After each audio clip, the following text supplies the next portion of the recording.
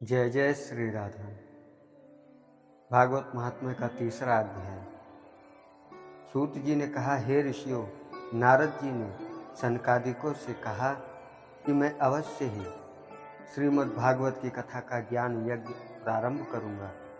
आप कृपया हमें वह स्थान बताइए जहां मैं इसे आरंभ करूं।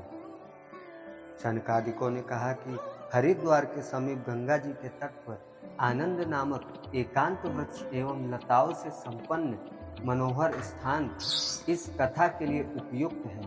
वहां तुम इसका आरंभ करो। यह सुनकर नारद जी श्रीमद् भागवत की कथा का ज्ञान यज्ञ करने के लिए वहां पहुंचे।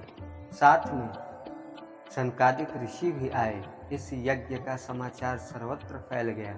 अतः इसे सुनने के लिए भृगु आदि ऋषि, वेद वेदांत आदि शास्त्र, गंगा आदि नदियाँ, पुष्कर आदि सरोवर, दंडक आदि वन अपने अपने दिव्य स्वरूप धारण कर कथा सुनने के लिए आए।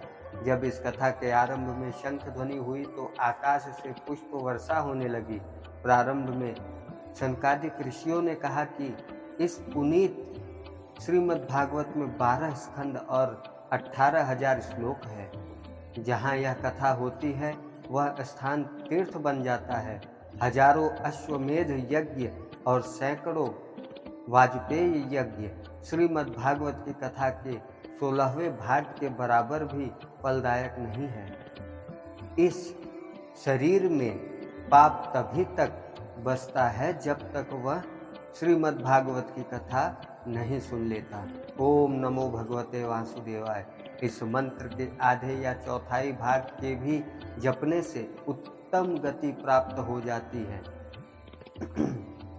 इस कथा के लिए कोई समय या दिन निश्चित नहीं है, किंतु कली में चित्त वृत्तियां अधिक काल तक रोकी नहीं जा सकती। अतएव इस कथा को 7 दिन में समाप्त कर देना श्रेष्ठ है।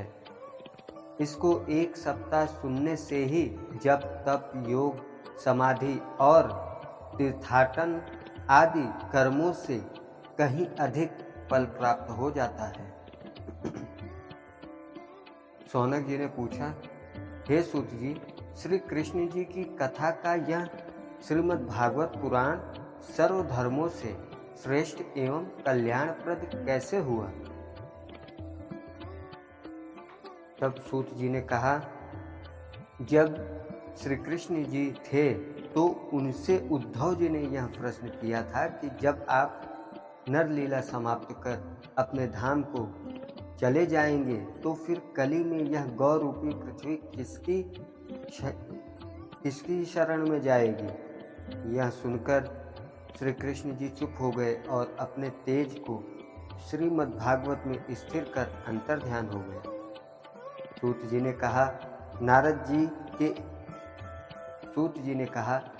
जी के श्रीमद् भागवत के ज्ञान यज्ञ को 1 सप्ताह में समाप्त करने का जैसे ही निर्णय किया गया, वैसे ही भक्ति श्री कृष्ण गोविंद हरे मुरारी, हे नाथ नारायण वासुदेव कहती हुई अपने दोनों पुत्रों ज्ञान और वैराग्य के साथ आकर यज्ञ में उपस्थित हो गई। यह देख सबको आश्चर्य हुआ। भक्ति ने नम्रता पूर्वक कहा, मुझे तो इस कली ने नष्ट कर दिया था, किंतु श्रीमद् भागवत की कथा के इस ज्ञान यज्ञ ने फिर मुझे जीवन प्रदान कर दिया। श्रीमद् भागवत महात्म्य का तीसरा अध्याय पूर्ण हुआ। जय जय श्री राधे।